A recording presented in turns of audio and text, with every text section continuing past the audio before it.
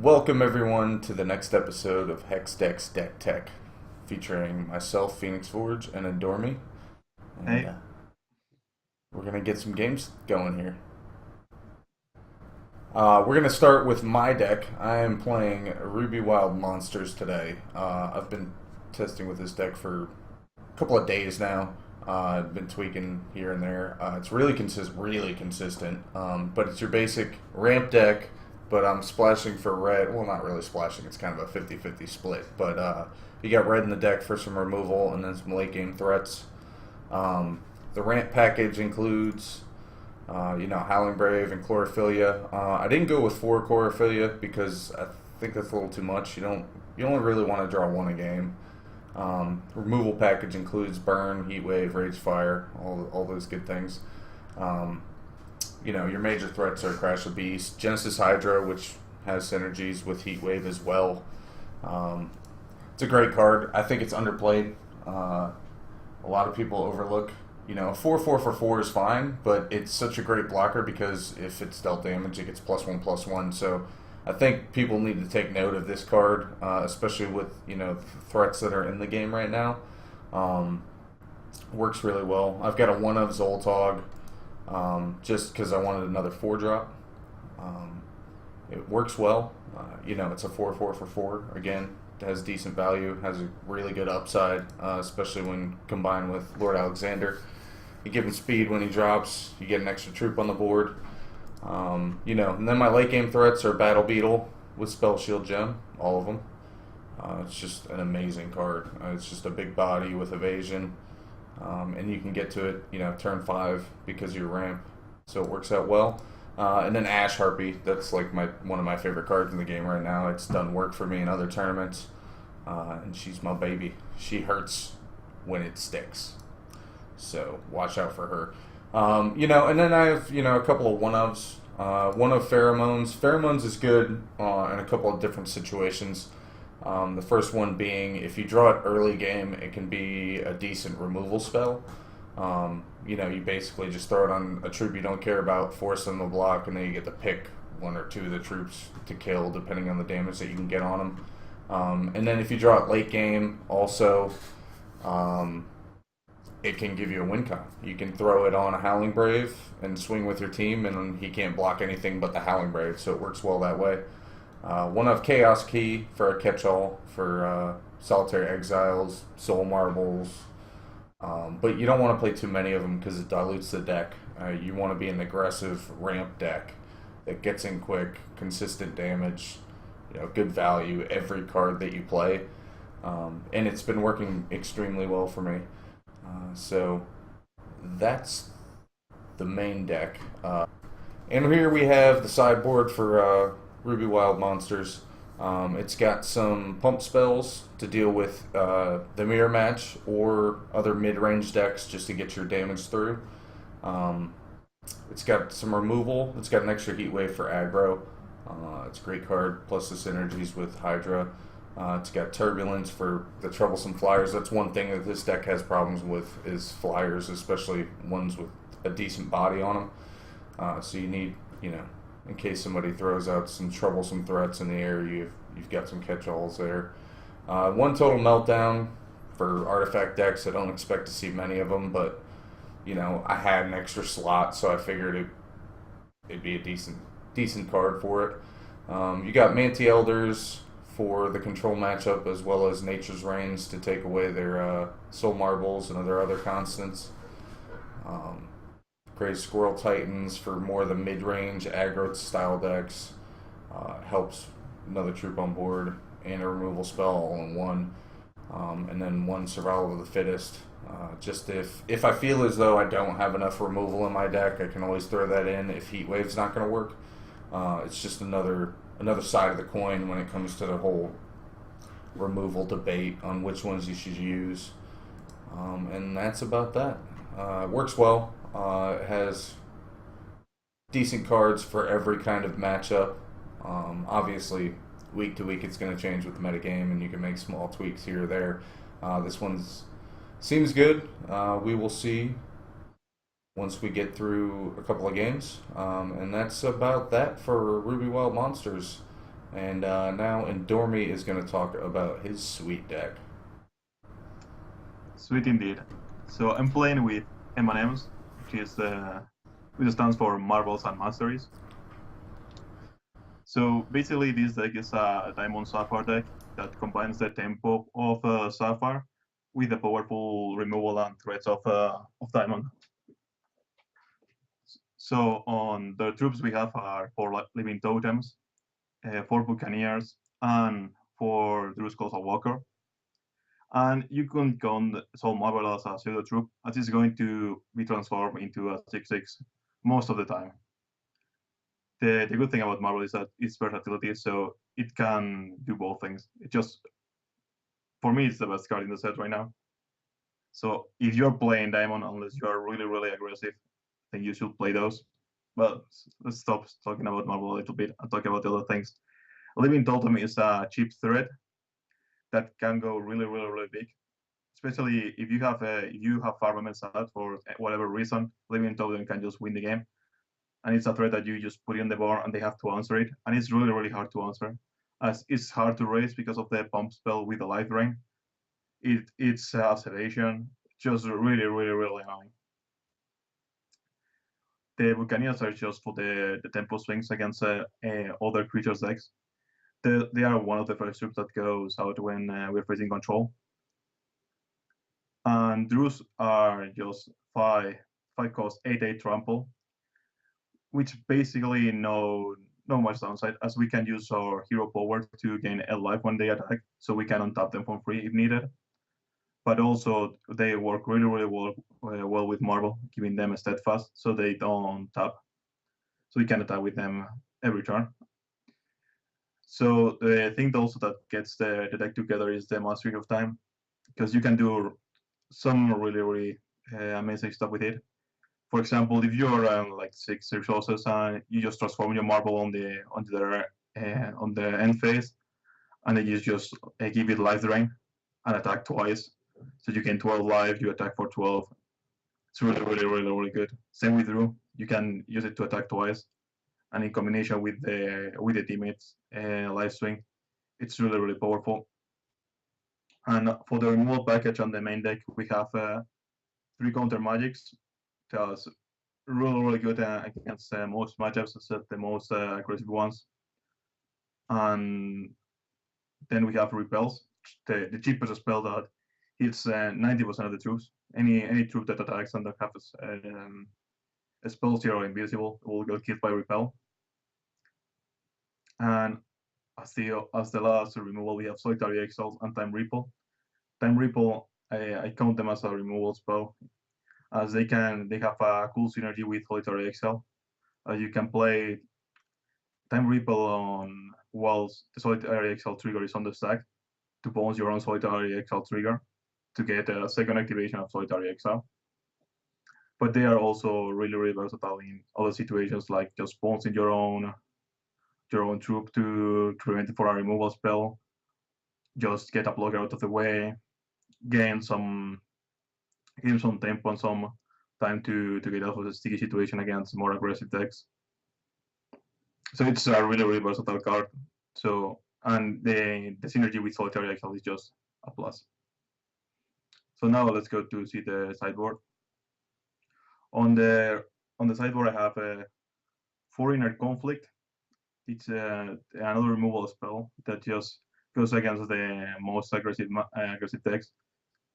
You just take out the counter magics and put the inner conflict in. And it also helps us push the removal package where we want it to. If we are facing, for example, mono wall, we probably want some amount of inner conflicts to deal with those with Colossus and Fist, as Repel doesn't really hit them. And our Solitary Exiles are going to be overworked, especially if they port in Nature's Rain. I'm playing late again just for if we're playing against a power matchup, they played Siphon or Burn to the Ground, we can use them there. But it's also really, really good against creature decks, especially against the Gorefish deck. If they try to Gorefish on the first main phase, you can just blind light them. They can still try to Gorefish on the second main phase to take you unaware and don't blindly light the first attack, but usually they are a little bit greedy and go for the attack with the full rage. The secret lab, I have 2 secret lab for those matches that is going to be grindy. So we have some filter, and so we have no way of drawing cards in this deck. So we need some way to filter all the results that we don't need after the results like number 6 in those grindy matchups. In addition to that, we have the third Tem, the Menacing Rogue. We only have 2 because of their abusive thresholds. But it's a really, really good card. It is fantastic on the mirror. It's fantastic against control decks that play Marble, against any creature deck that is a little bit more mid-rangey. Just can be really, really, really good. Again, amazing synergy also with the Mastery of Time to gain extra turns. For the Entity sideboard, we have 3 Angels of Dawn. We don't have the main deck, as we usually don't want to have we just want to have a more laid back control strategy. We don't want to put threats when it's not needed. So we just have them when we just need additional threats in the deck for some reason, or there's just throw some flyers that are a little bit hard for us to block. For example, it could be Vampire King. So you could take those out and put Angels of Dawn to block those Vampire Kings. And that's basically the deck. The champion, as I said before, is Timid, because they're a main synergy with Drew and Soul Cavalry. So let's go to the games. All right, and we are here. I'm on the play for game 1. We've got a pretty good hand, so we're going to keep. Got a decent curve, so. So our hand it's nothing exciting, but we'll probably keep it against his deck.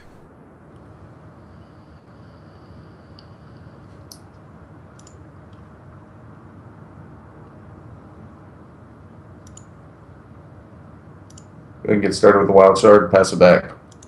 So no Holding Brave for us is fantastic.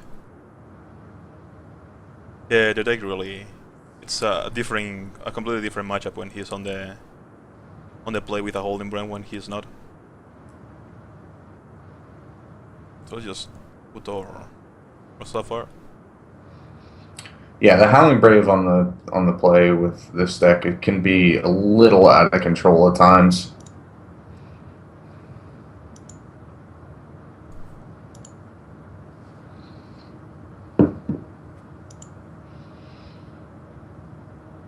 That draw will do. It's not perfect, but it'll work. Let's see, how do I want to sequence this?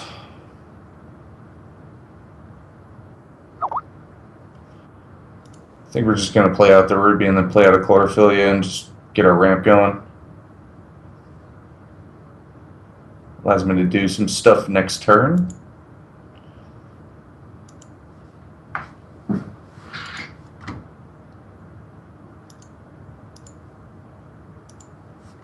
So let's see what we draw.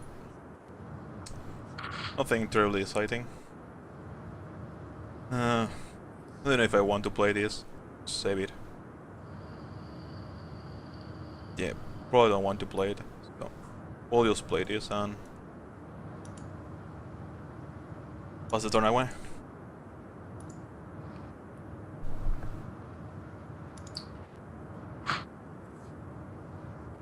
Well, thankfully, I don't have to worry about counter magic yet. So we're going to go ahead and throw out Lord Alexander to start things off. It's always a good start.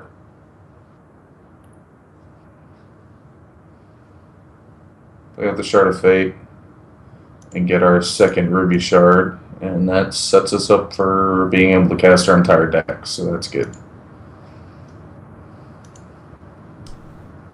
So I did not want to use this, but Lord Alexander is such a troublesome card that it's worth replaying, especially because it stops the Crash of Beast interaction.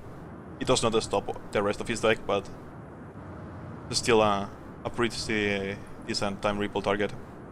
That was the worst throw he had by far. We're just going to play the the second suffer, and pass the turn again.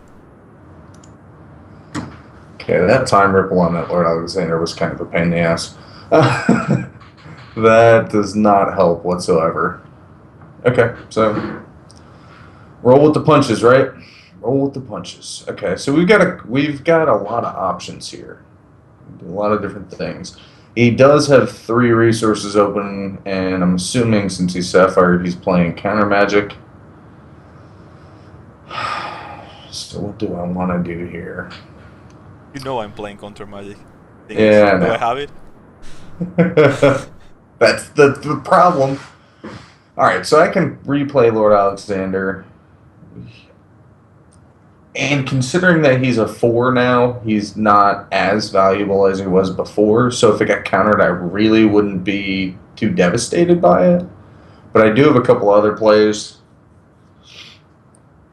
If I'm looking to just stick a threat, I don't want to do this yet. That would just be a bad idea on the off chance that he has a counter magic. So we're gonna throw out the Alexander again. If he counters it, it's fine. He doesn't, so we're good.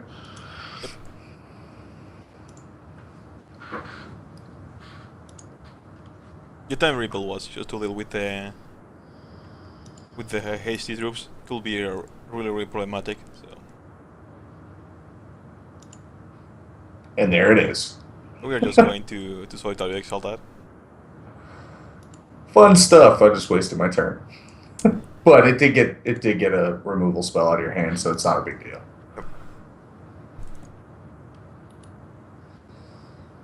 Alright, draw for the turn is a shard. That's good. Now we're at 5. I mean, we're sitting pretty good for the rest of our deck. I'd like to be at 6. But in due time, we're going to go ahead and snap our charge power off. Go up to 25.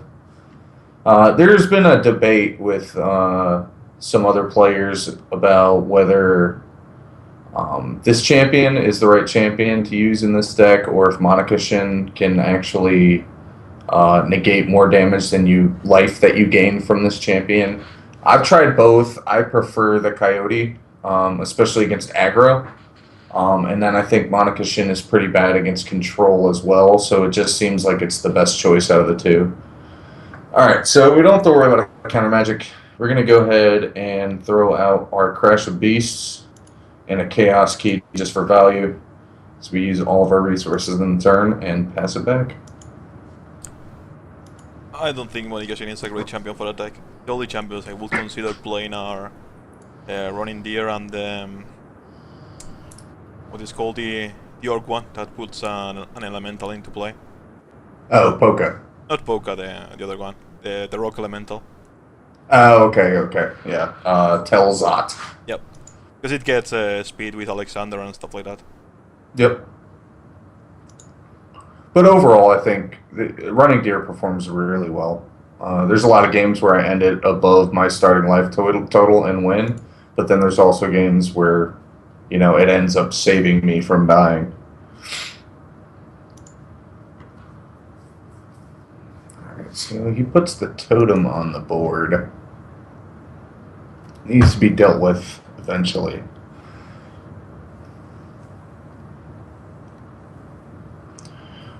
Now the question is he holding up resources to pump the totem and block, or is he holding up resources for counter magic? Or both. And exactly. And that's why I hate playing against Sapphire decks. So I have the option to Chaos Key either the Exile to get back my Alexander, or Chaos Key the Living Totem. And that doesn't have to worry about a counter, so it's probably the play that I go for. And get the Living Totem off of the board and be able to swing in. But then he could have a Repel, which if he burns a Repel on a Rhinoceros, it's not a big deal. So we're going to go ahead and Chaos Key the Totem just because of the late game potential it has. And then we're going to go ahead and swing in for 3. No point in pumping our totem there. It's just going to get voided and there's no way for us to get it back, so... Yeah, I know. But, do I play a threat and have it get countered, or do I actually advance the board state for me? I think it was a the best thing you could do. I mean, taking the Alexander back was also a thing if you wanted to have a speedy. But Yeah. yeah, that was a good top deck. Yeah, that is not good. I mean, you can raise. It'd be nice once I get my Nature's Reigns into the deck. Yep. Okay, so I can't attack this turn. That's quite obvious. Are you sure?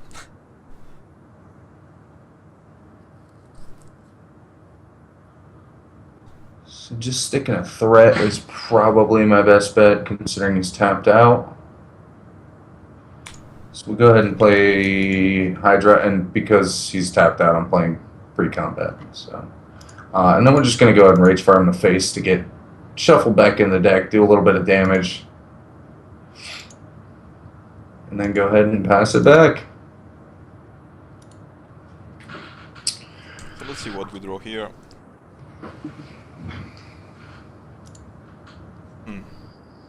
That's a nice one. That's a nice one for sure. Just play a resource too.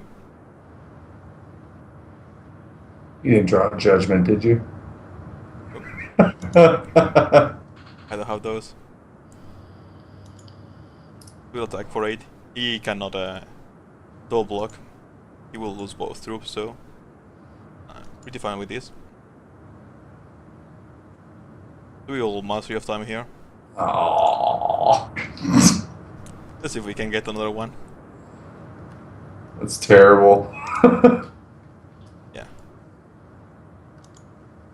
Okay.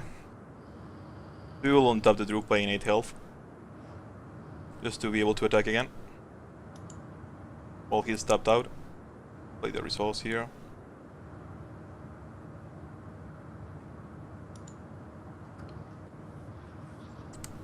And we'll attack for 8 again. There's really not much we can do.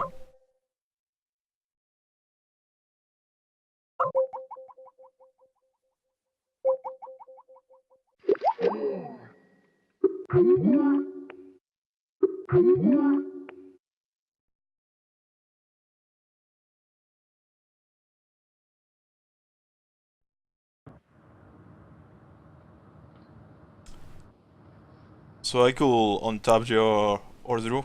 I think that's what I want going to do. A little bit risky, but I think have that's to the right play. yeah. And the reason I didn't block there is because there is a potential for me to race him still with my late game presence. And I want to keep these troops on the board, but because he untapped there, it kind of sucks. Yeah, I mean the thing is that it doesn't. It does not matter if you block with your stuff. It doesn't put another turn in the clock. So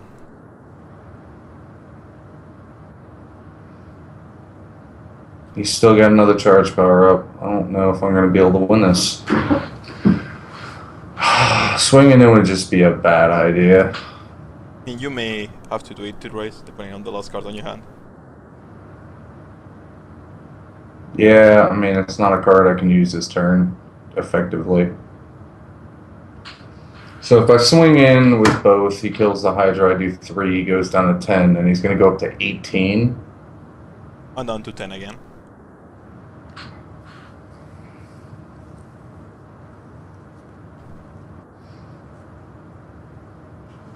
I'm not going to attack here. He has the option now to triple block. To kill the Druid. We are not going to give him the option. Wonderful. That's game. We wanted to have it, to reserve it for the... for something like Gas Harpy. But...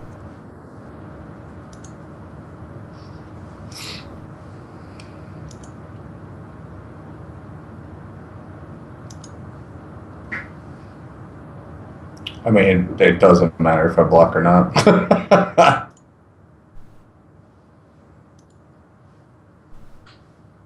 just on top. Again, go down to 13. And if he has 2 rage fires in hand, he can do a total of 10. No, they can. And I don't have anything. That's game.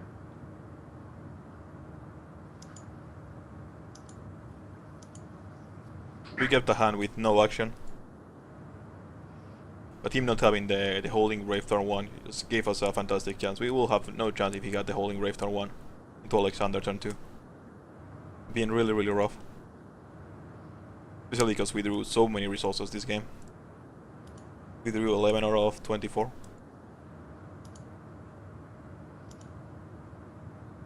And no need to block. I'll keep my Braves and my Rhino alive, even though I die. Yep. Drew closest games really, really, really quickly.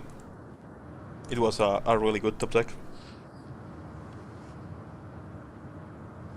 So, we'll go into game 2. Challenge me, Phoenix, because I see 2 of you. I'm everywhere. Yes. Ooh. There we go.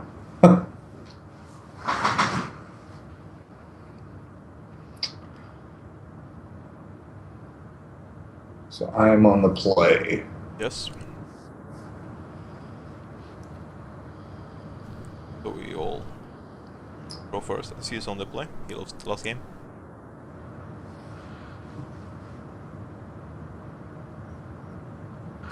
I mean, this isn't ever a hand that I will mulligan. It's probably a little slower than I'd like, but the curve's there, so I'm going to go ahead and keep. This gun is fantastic. Especially on the draw.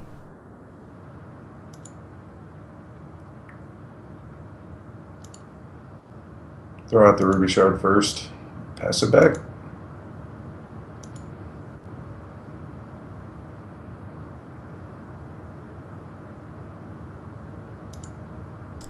That was a nice one. So we'll bluff your Angel of Downs with the Diamond Shard and 1. And pass the turn.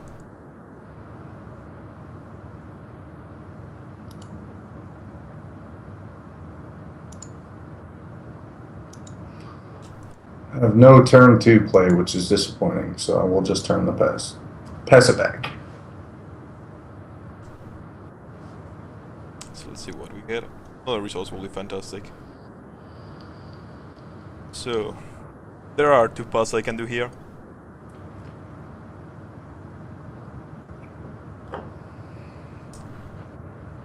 You'll play this or this. I'm not going to play the card whatever happens, but yeah, probably playing this is the right place. We'll just pass the turn. If you get up to 5, we'll be fine. Especially we have this in a conjunction with that.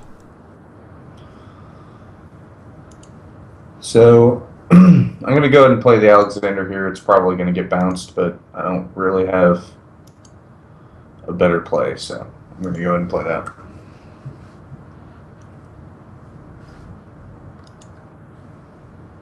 I think I'm going to let that through.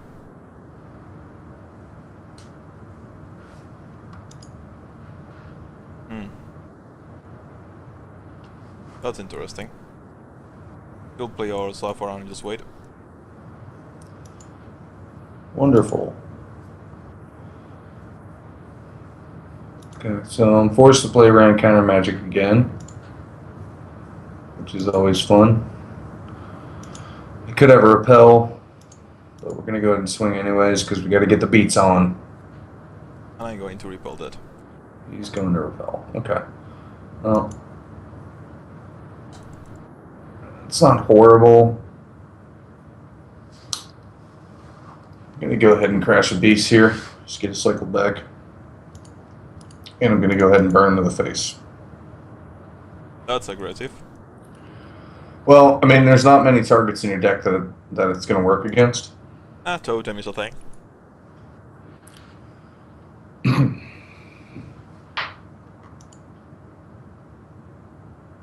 Okay.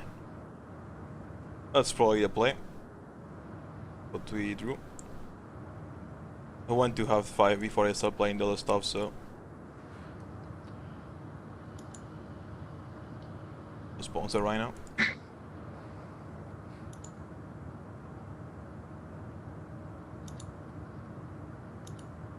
And just pass the turn back. This is a horrible matchup for me. My hand is really good. I mean, bounce and removals, like, that's exactly what I don't want to be faced up against. Alright, so replay the Rhino. I can play one of these. Let's just get the Hydra on board now, I guess. There's an argument for replaying the Rhino so it doesn't get extra info in my hand, but the 4/4 body is better than the 3/3 body. And it's probably going to get removed anyway, so it doesn't matter. So we drew a fifth resource. So we could go with this. Which is probably the right play. And next turn we can do this too. As it seems he has a hard time dealing with Drew, so we'll slam Drew and pass the turn.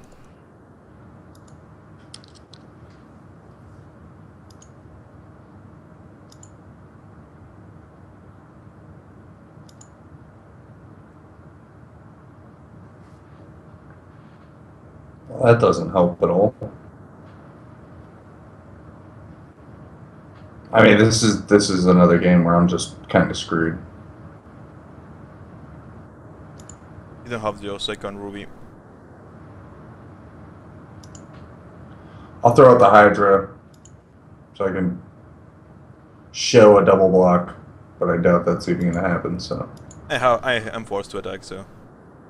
Well, I know, but you probably have an exile or something or another bounce spell. So we're going to play the resource right away. Going to give this guy a life drain. And before the attacks resolve, we are going to do the Solitary Exile. So he'll hold control and bones are on Solitary Exile. We basically have transform more time Ripple into a Solitary Exile. And attack for 8.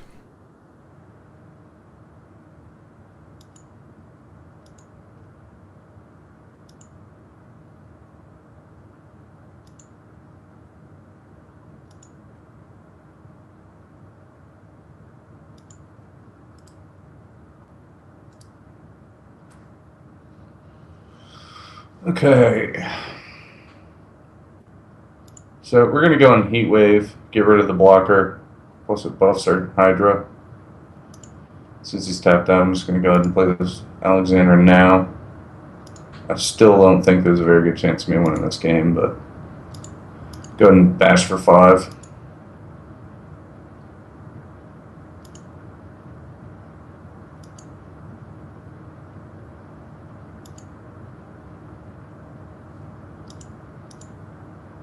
I could have on top there, but was not super certain on what was he going to do, so rather have the life as a cushion. So we have a couple of plays here. We have draw results, we could keep these two open. Would have been fantastic. I don't think that's what we want to do though. So let's untap the draw. Attack again with the life drain.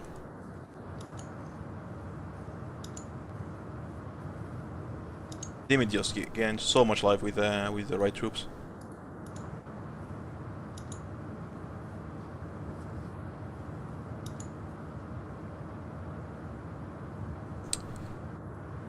So let's see. We probably just go with this and try to end it next turn. I don't think he can deal 21 next turn through one drew. So No. Like, what deck can?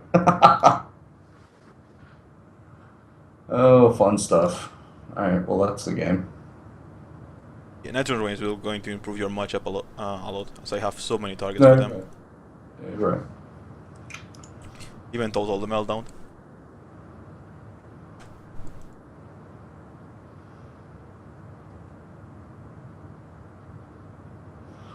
So if I don't attack, I can chump one of them next turn. But if he has a shard, it's not going to matter. You can not jump. It's 16. You have to block with at least. No. I'm saying I can chump one of them. But if you have a shard, you're just going to get a life drain, and it's not going to matter. I'm just going to lose 2 of my troops. Yep. So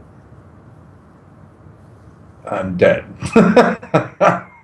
Yeah, I'm attacking with 16, and you Yeah, have there's 7 no on the way. defense, as I'm going to. Like even if even if I attack for 12, you chump the Hydra. It's at 7 damage. So you go to 14. You untap, you go to 6, and I'm dead anyways. Yep. So yeah, in a minute, it doesn't matter. I'll just go ahead and swing. Okay. Hydra.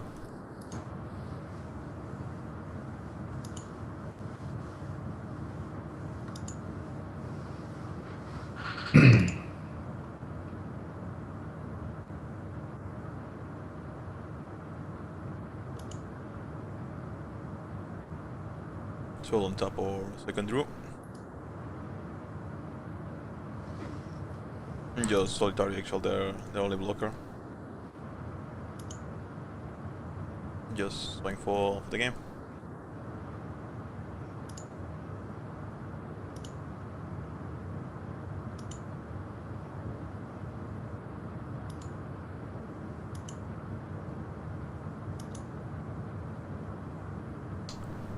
Now we'll be going to sideboards. Alright, so we're here at sideboard. I got my ass kicked in the first 2 games. We got some changes we can make. I'm going to go ahead and pull out my heat waves. They're not doing me pretty much of anything in this matchup. So that's 3 right there. The pheromones probably isn't going to do me much either.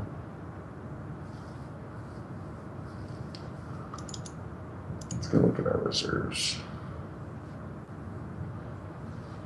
So the 3 Nature's Reigns are obvious to get rid of his Drews primarily, or his Soul Marbles, or his Exiles. So those are all going to come in. And then I could play 1 Total Meltdown. It's only going to be very situational, so I don't even think it's worth it. Manti Elder doesn't look good here. Grey Squirrel Titan does not look good either.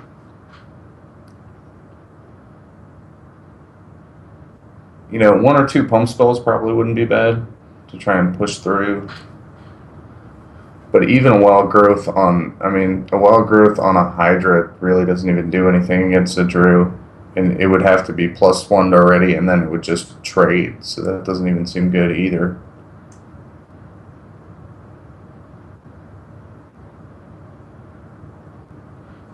I'm gonna throw in the Total Meltdown too. Those Drews are a real problem, so I think that's a fine choice.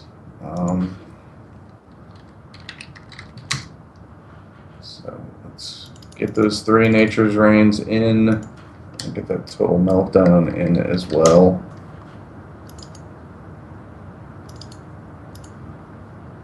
And this is the deck.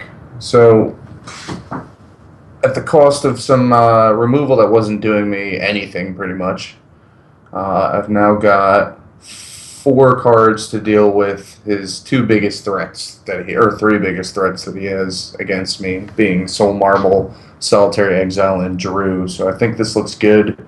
The early bounce still worries me, but hopefully we can get some early Braves and just power through it. So now we are going to go kick it over to Endure Me with his sideboard.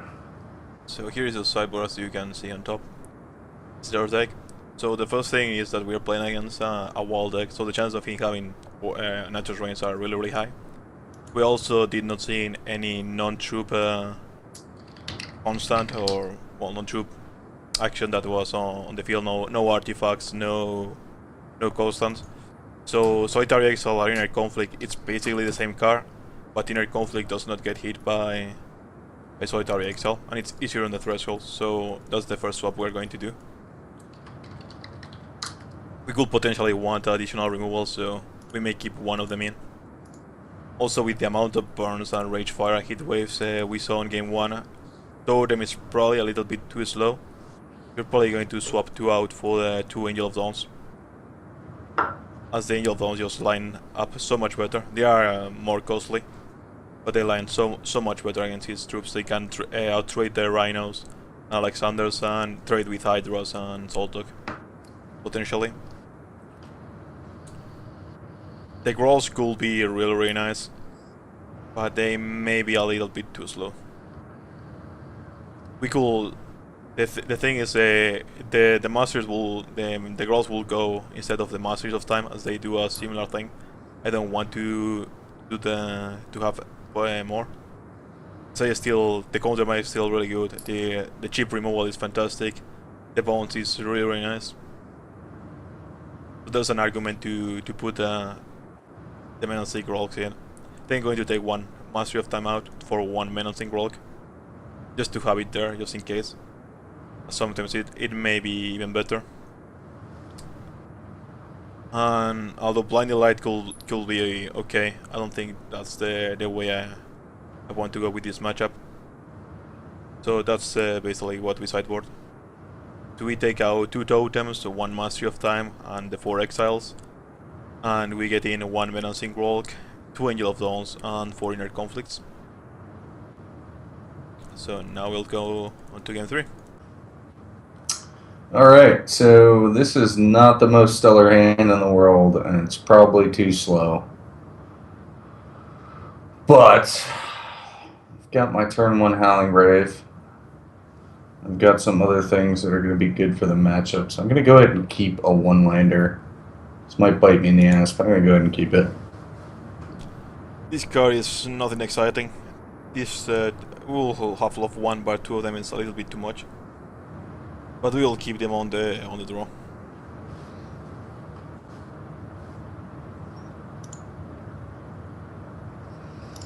Alright, so my turn 1 play is pretty obvious. Go ahead and throw out the Howling Brave and get set up to ramp.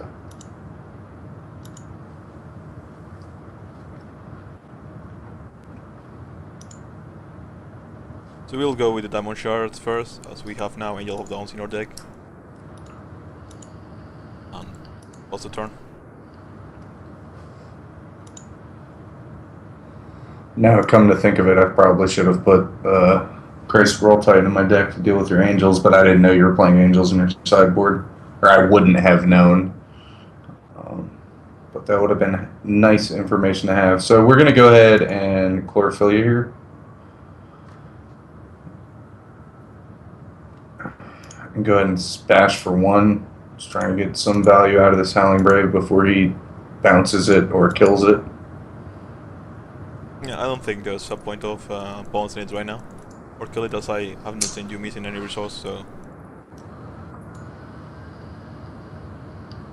I'll just pause the turn.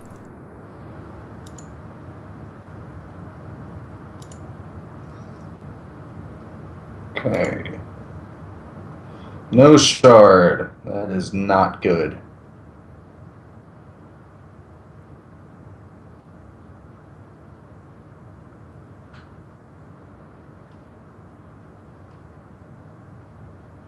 So the question is here now, do I attack and possibly get repelled?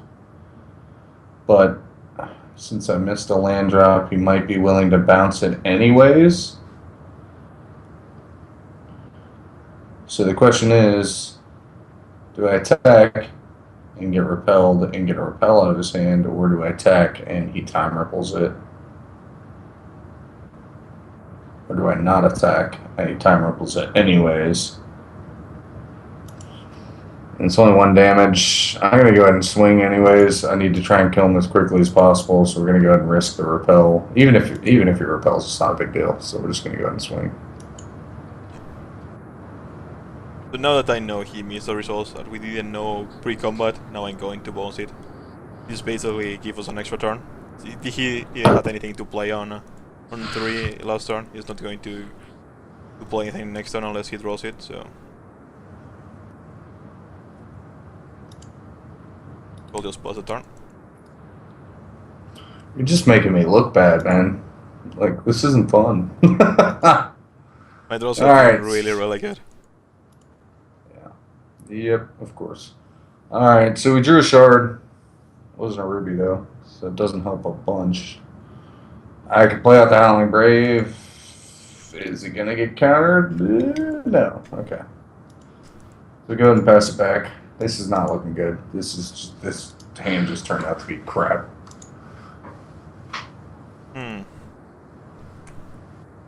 We have two options here.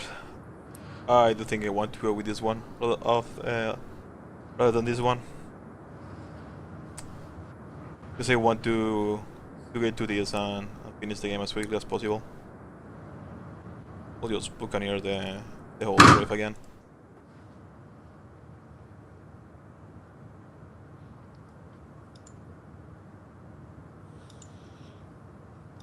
And it's official. We are no longer playing Hex. I mean, I can't do anything against the draws that you're getting. Like, I can't do a single thing. I'll just play out the Howling Brave again and pass it back. My draws have been really fantastic. I draw results here, and I do it. Yeah, that's insane. I think having perfect draws basically.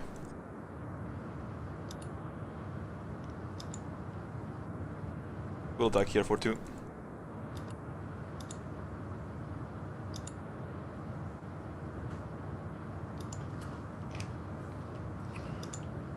I need a ruby shard.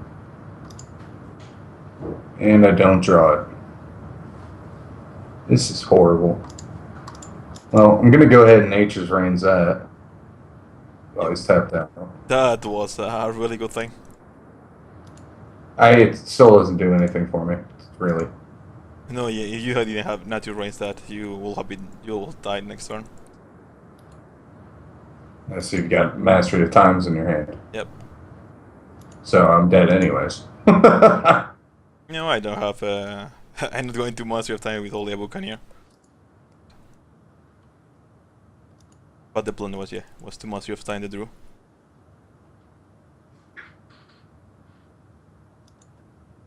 Yay, Soul Marble.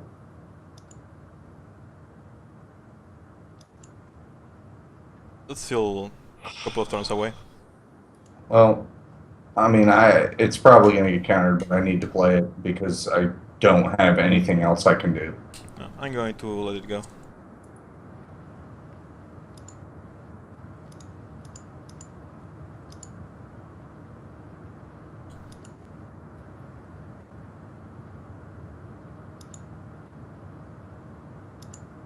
On the end phase we will just pump the marble. He has 2 open, so I need to be careful of Nature's Rain.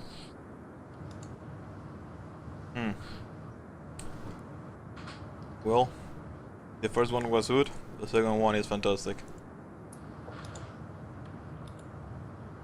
That was a fantastic top deck again.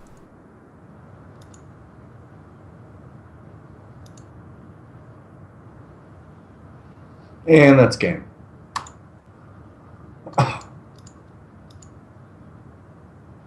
Pass it back because I can't attack. Yeah, you can triple block it through. Yeah, but that doesn't do anything. Yeah. You're saying there's the option.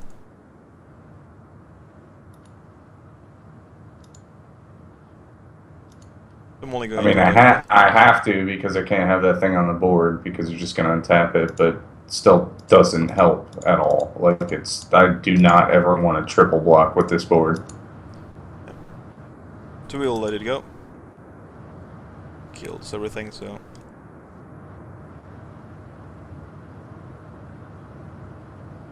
And we'll just pause the turn.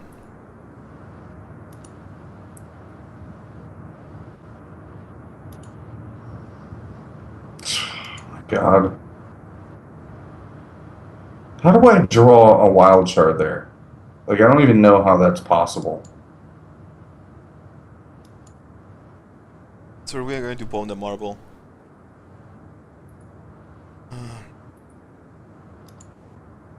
So we could play it safe here. Or we could go for the risky threat. And I'm going to risk it, so... Pumping it, if he has an out of range, it's going to be bad, but... He doesn't, it's probably game.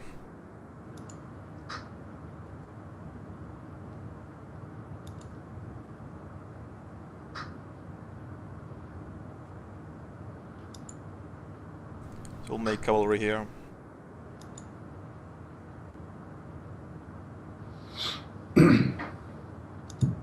And that's game. Yep.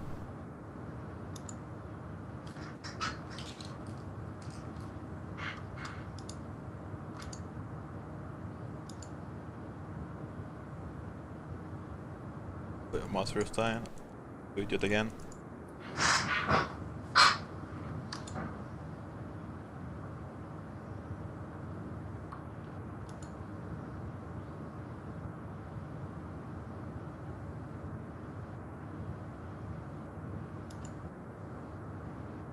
But yeah, with this deck you cannot be safe. Can kill you out of nowhere. You have the marble with 9 counters and suddenly you are dead. You just took the 21. Or not, because I passed my priority. You had another mastery? Yeah, I have another Master of Time. Oh. I don't think it matters, but I'll throw the beetle on the board just so I have something out there. Yeah.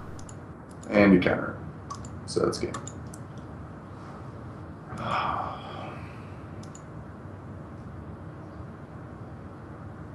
There's this bug with the priorities, with when you deal damage. That you can pass your second main phase before the combat damage is resolved.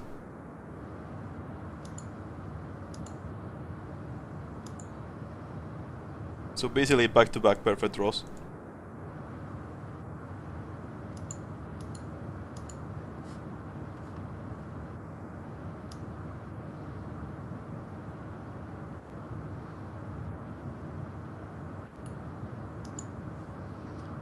See if I can actually draw a hand that does anything. Hopefully I also draw a little bit more normally.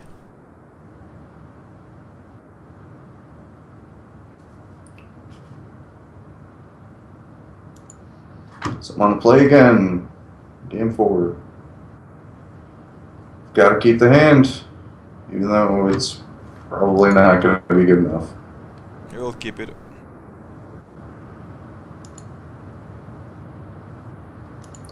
Turn 1 Howling Brave. That was a good start. Yeah, that's no good for us.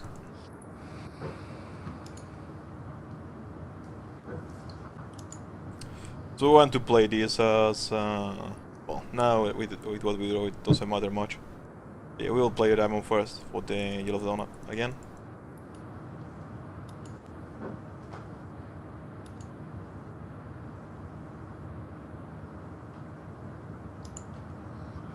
Go and grab a ruby with the Shards of Fate.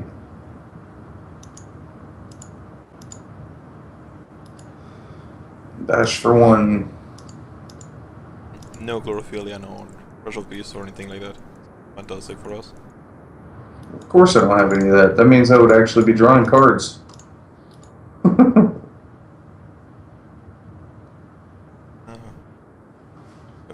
Let's play the Sahar here.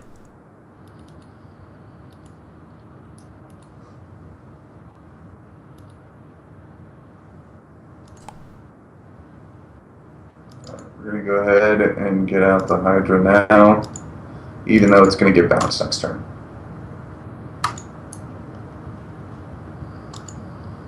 Yep. Just slow him down a little bit.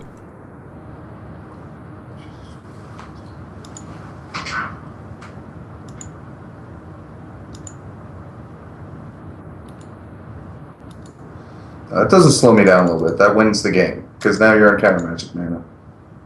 Yeah, but And the game is officially pretty much over. But for example, the first game I didn't have counter magic. That's a different one. Now you make me want to counter it. Well, I mean, it doesn't matter. You're gonna We're most likely going to counter it anyways. I wasn't going to counter it if it was the same one, but now that I have, you know you have another one. I'll get the cost increase on the Hydra. Up to 7.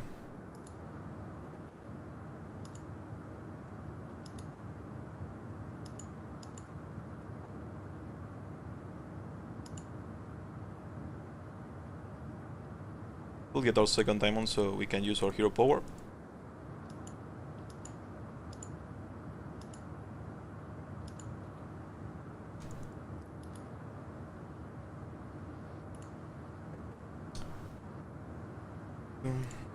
Use my charge power, get up to 25. Not that life really matters in this matchup. If he's going to kill me, he's going to kill me. It's not going to matter what my life total is before it. Still got 3 open, so it's probably a bad idea, but I'll play out the Ash Harpy. Oh. And repel. Yep.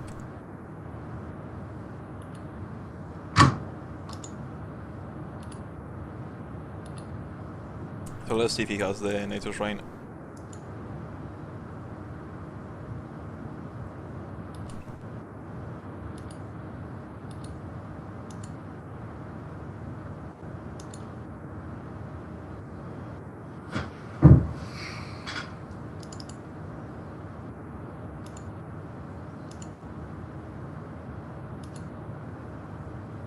There's no Nature Rain so far. Really good for us.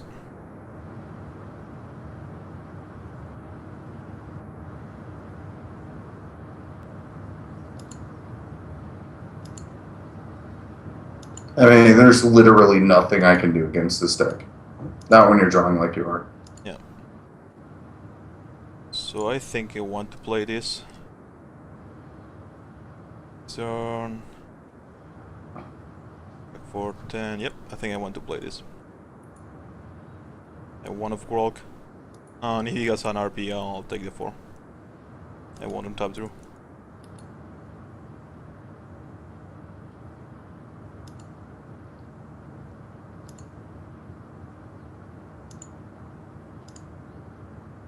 Hydra. Only 6? That should be 7. No, it shouldn't. Yeah, I bounce it once and then counter magic the other one. That is not the only scenario. Okay. You got another Hydra. Different Hydra. Okay. That's a lot of Hydra. Another worthless Hydra. The Hydra is fantastic against See, Hydra. the thing is, like, I was discussing this the other day with somebody. This deck is great against about 80% of the field. And the 2 decks that it's horrible against are Diamond Sapphire and Blood Diamond. Like, and it doesn't even have a horrible matchup against Blood Diamond, but Diamond Sapphire is just, it's horrible against this deck. Yeah, this deck is the one that won the May Championship. It was, or really close to least. It was the Druze with Marbles and Mastery of Time. That was played by a guildmate of Future. So I'm not sure of the name, but let's give this guy a Flight Drain.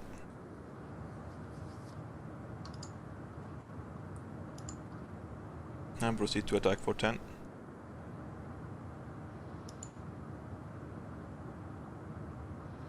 He's just going to untap it. I mean, fun stuff. Fuck. We'll bounce our own Grog. Restore Fancy's next turn. And I'll just untap the Drew.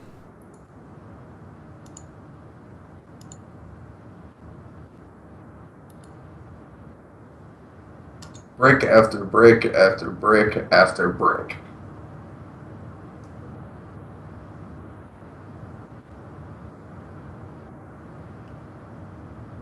I mean, I can't even attack with Beetle here. So I'll just get the other Hydra on board.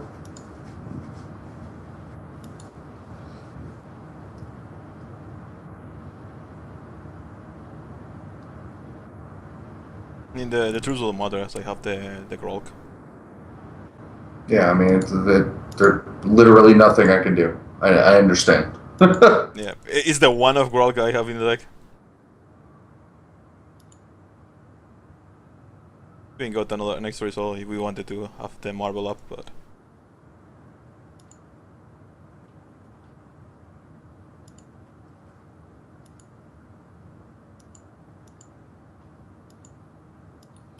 Alright, game 5. See if I can win one.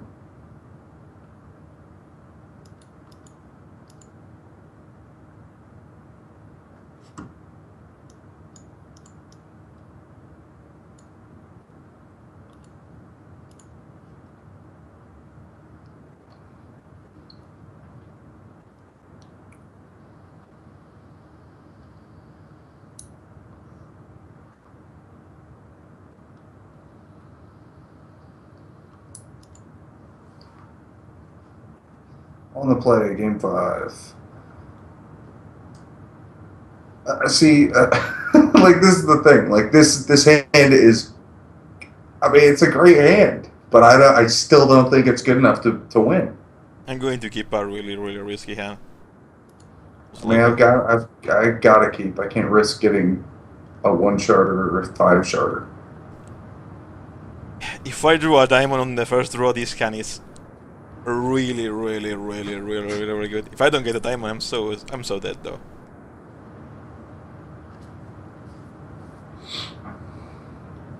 This I should mulligan this one, as I have less diamond cone than sapphire, but I'm a greedy bastard.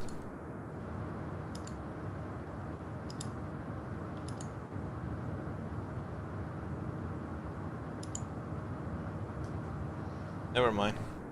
I'm a lucky bastard. Wonderful. This is just like Stomp on Phoenix Day. It's a new national holiday. Just kick a bird in the face day. Play the Chlorophylla.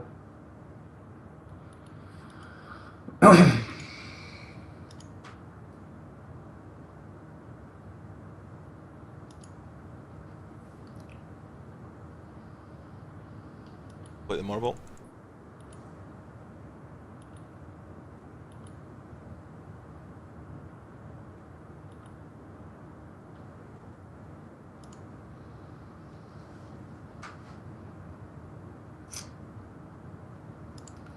Play the crash here. So this is going to counter next turn. Play my charge power and pass it back. And Buccaneer. Nope.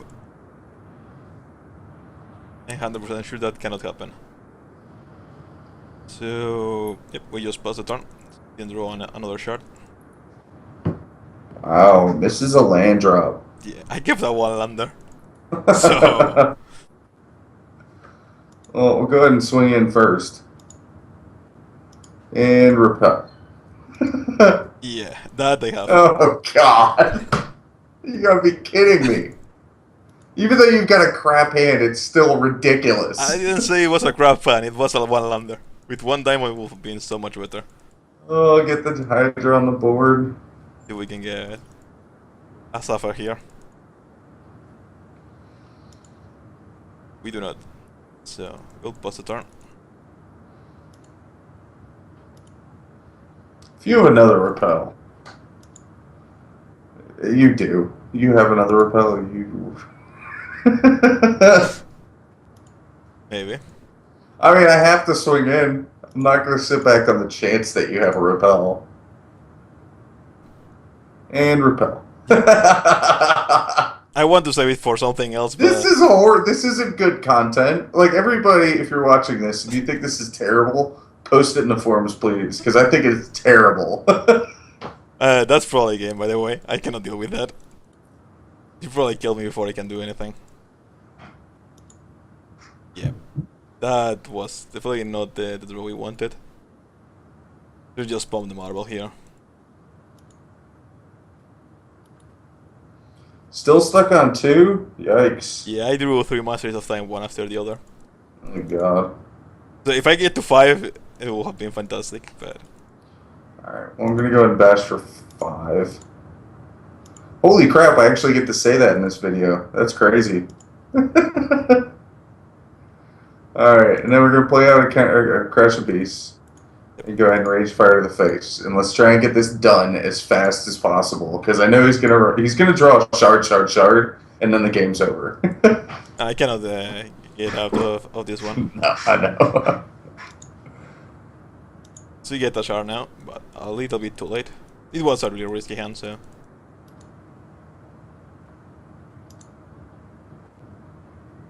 Our best draw there will have been an Angel of Dawn, potentially. Bash for 11.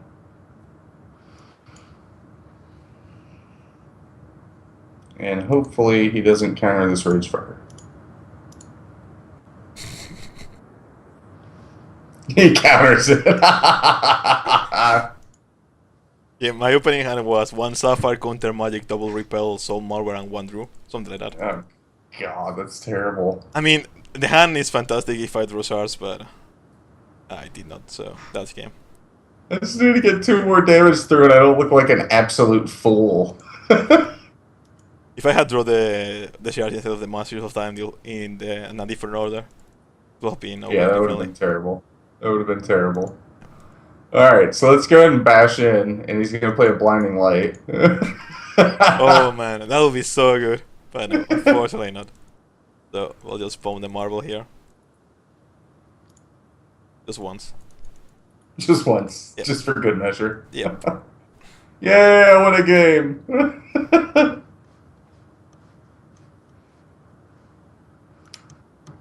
That's funny. But yeah, Well, that was entertaining. Beetle on an empty board is really bad news for us, as we have no good way of dealing with it. We can only raise it, and our threats are powerful enough to be able to power through, but against an empty board is usually game. Yeah, I mean, it's unfortunate that I had to play you with that deck, because I think it kind of doesn't let people show the power of the deck that I'm playing. It is really consistent. I know those videos didn't show it, and I apologize for that. I mean, I probably made some mistakes here or there anyways, but I really don't think that matchup's good overall as it is. So I urge everybody to, if you have the cards, put it together and try the deck. It is very consistent, but against Bounce and Solitary Exiles and Repels and Counter Magic and Soul Marbles and Drews, you're going to have a hard time winning a game. Yeah, I mean, one thing you can do if you want to give a more explosive to your deck, you can take out the Hydras and put Drews instead, and go full Rambo with it. But you're going to take the damage from them tapping the Drews. Yeah, see, that's the issue with Drew. Like, you either need to be sure that when you play a Drew, you're going to be able to race and win, or you need to have that life link backup to be able to untap it. Yep. You know, I'll probably end up throwing at least 1 in there to try it out and see how it works. But I don't think you would ever want to go over 2. But yeah, that's a good point. I think that would be a decent addition to the deck. When I was playing on, I think February with the similar deck with the Ruby's Wild Monsters, Alexander into Drew is unfair. Just unfair. It's just unfair. Yeah, I agree. That's a pretty good combo right there. Yeah. And another thing I could probably do. The one thing that kind of really hurt me the first 2 games is Heatwave main deck, having 3 against your deck. But I think 3 is a really good number against the rest of the field. There's a lot of 2 toughness creatures, at least that I've seen over the last couple of days. So I don't think I would want to mess with that number. It was just unfortunate that I hit the control matchup on this one. Yeah, I think the 3 heat waves are completely correct, and your deck should demolish any aggro deck. Mm-hmm. As the heat wave just destroys them over, and the Hydras are just super hard for them to deal with. Mm-hmm. All the stuff. But these games I had, my draws were back-to-back perfect draws in most of the games. It was really insane. I needed a shard and I got it. I didn't have any threshold issues anytime, and this deck is a little bit threshold greedy, as the mana is not fantastic in this set. But this deck being the one that won the March tournament, it was We'll probably see it again in some new tournaments. Conjunction with Blood Diamond that is doing so well. Yeah, it's going to be interesting to see how the metagame shifts in the next few coming weeks and months. With so many new people in Hex right now, I mean, there's very well some things that have been overlooked in Set 1, and there might be a couple of fringe decks that pop up that take people by surprise. It's going to be fun to see what happens with that. Well, the thing I believe is that Soul Marble is just such an unfair card right now. It's so damn powerful that anything fringe that you can do with a deck, it has to beat the Soul Marble. Or have a good plan against Soul Marble, and the thing is, having a good plan against Soul Marble is not easy at all. Yeah, you're right. You're right. It is one of those that will, throughout the history of Hex, that is probably going to be remembered as like one of the cards that like every time that it gets played against you, you just sigh because there's not much you're going to do against it. Yeah, it's basically, and in the control matchup, it's so much against drawing the mirror match is also so much against drawing the marbles. Mm-hmm. It's just the main card of so many matchups. It solely doesn't matter against super aggressive decks, but against those, the decks usually have so much removal, or the repels, and there's also there's so many that are lights out right now. Vampire King is almost lights out for aggressive deck, low curve aggressive deck. Angel of Dawn, top deck turn 2 or turn 3 is usually close to lights out too. The control troops are just so superior quality wise than the aggro troops. It's a little bit balanced, but hopefully with set 2 we get something better. Yeah, I'd like to see the speed of Hex go up a little bit after Set 2. I think Set 1 has proven to be a mid-range / control dominant field right now, and unless that changes, I mean, unless CZE noticed that it was shifting towards that and wanted to change it, we're looking for a long time of control in mid-range and Hex. But we'll see. I mean, there's some good cards coming up in Set 2, and I'm excited to get brewing with them. And I hope to bring better decks than I did today. Yeah, with Set 2 there's the possibility of having dual color shards. We do not know, but it seems the possibility as they are in the game files, or have an ability that does that. So we may see. Improving the mana it's step 1 to make new strategies, because making 3-color decks more viable Absolutely will open so many doors. Yep. All right. Well, I think that's going to wrap it up. I want to thank Endormi for having me on, even though I got annihilated. But you know, I'll be back to do more of these, and I'll put up a better fight next time. Yeah, similar to all other weeks, we'll have the same giveaway. Just need to post in the forums saying what you thought about the episode, what you want to see in the future. And in the same manner, we will also put our Twitch channels on YouTube there. So please follow, subscribe, and tell us what you think. So till the next time, bye bye. Later, guys.